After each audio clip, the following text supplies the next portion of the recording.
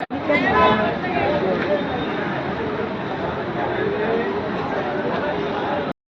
राहायला पाहिजे, बरोबर आहे. तुमच्यातला मिशन तुम्हाला माहिती आहे ना, पण तुमचा मिशन जोपर्यंत येत नाही तोपर्यंत तुमच्या अंगावर माणूस घ्यायचा नाही कोणी. प्रत्येकाने तुमचा थर दुसरा थर तुमच्या घरातला मेन थर असतो, लक्षात ठेवा. दुसरा थर जर का व्यवस्थित लागला गेला तर ॲटोमॅटिक सगळे व्यवस्थित लागतात. चुकीचा लागला गेला सगळं थर चुकीचा लागणार, बॅलन्स पूर्ण जाईल आपला. तुम्ही ज्यावेळी चौघेजण वर चढा त्यावेळी तुम्ही फक्त खाली पहिले बघायचं आतमध्ये, तर आपण आपला अँगल त्या शिडीवर लक्ष ठेवता. त्रिकुटला फाटून द्यायचा नाही अजिबात. त्याला पाहिजे तेवढा सपोर्ट आहे तर कमरेमध्ये दाबायचा, कारण ज्यावेळी दाबायचा त्यावेळी तुमच्या अंगावर कोण नसणार आहे, बरोबर ना. वाकू द्यायचा नाही कमरेला. जर थोडाफार बॅलन्स गेला तर वाकणार नाही. तो गेलेला बॅलन्स त्यावेळी आणायचा आपल्याला, ठीक आहे.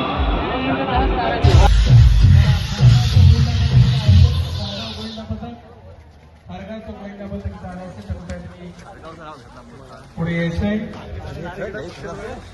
जे पुढे यायचंय. महिला पहिले घेणार आहेत का पुरुष घेणार आहेत ते पण तुम्ही सांगा. ठीक आहे, चला. जय भवानी गोविंदा पथक खारगाव महिलांचे इथे गोविंदा पथक आलेला आहे.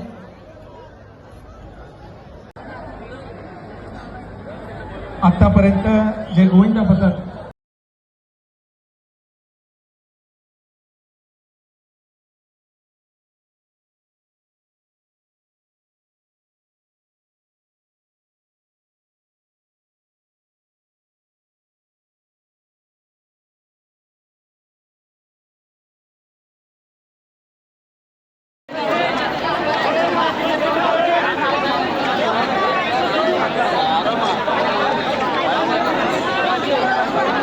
बाहेर असलेल्या माता भगिनींना माझी विनंती आहे, जे गोविंदा पथकामध्ये नाहीत पण इतर माता भगिनी जे प्रेक्षक आलेले असतील त्यांनी कृपया बाल्कनीमध्ये येऊन बसून घ्यायचंय.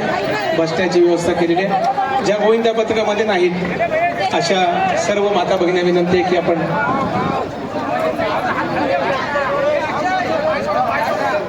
या ठिकाणी श्री ज्ञानेश्वर गोविंदा पथक 6 थर यशस्वी झालेत, मात्र 7 थर लावण्याचा आपण प्रयत्न करत आहे असं आपल्या संयोजकांनी सांगितलं. आपल्या सर्वांना सूचना देऊ इच्छितो की आपल्या भक्ताला एकच संधी राहणार आहे आणि दोघांपैकी एकच बक्षीस आपल्याला मिळेल. समजा 7 थर लावले तर 7 थराचं मिळेल आणि 7 थराला अयशस्वी झाला तर 6 थराचं मिळेल. धन्यवाद.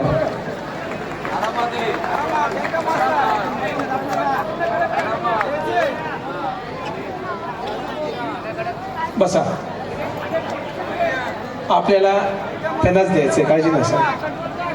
जय हनुमान गोविंदा पथक कोळीवाडा खारगाव. मगाशी माझ्या माता भगिनींनी 4 थराची सलामी दिली, आता पुरुषांची 4 थराची सलामी सुरू आहे.